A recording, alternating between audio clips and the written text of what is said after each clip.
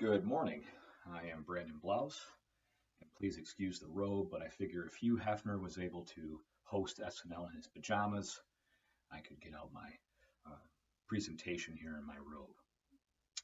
So my whole thing with my master's thesis is I want to do something that could actually, help society, something that was going to be beneficial to future generations. And that's why I decided upon the seminal topic of whether or not one should pursue vocational or skilled trades as opposed to conventional higher learning and university colleges.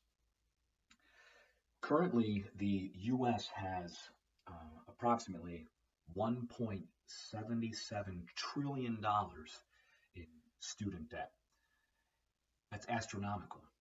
That's more than national debts incurred in 2023 for all European countries within the EU combined. It's mind-boggling.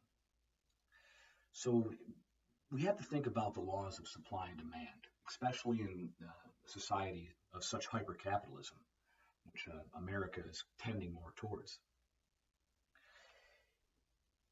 That being said, the supply and demand, currently about 52% of college age, people of age have some type of college degree. And we are finding more and more that those with these college degrees are not actually getting into the respective fields that they're trained in.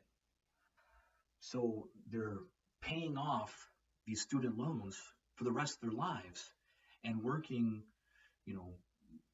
nominal, mediocre jobs like a retail, food industry. They're bartenders, yet they hold history degrees, they hold sociology degrees, yet they're not actually getting into the field that they're trained in, and they're not seeing the return on their investment. Now, on the other side of the coin, skilled trades takes a lot less time to obtain a degree or the knowledge. You can get a skilled trade license within 18 months as opposed to 2 years or 4 years and so on with college for less money. And one of the things that is really interesting about vocational schools is that business, the construction business actually seeks vocational schools to fill their ranks. So they're actively going to these schools to say, hey, look, you got any new plumbers for us? Do you have any new electricians?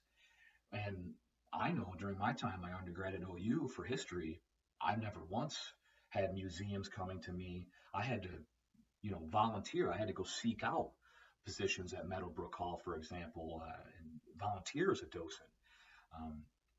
Schools aren't showing up there like, hey, do we have new teachers?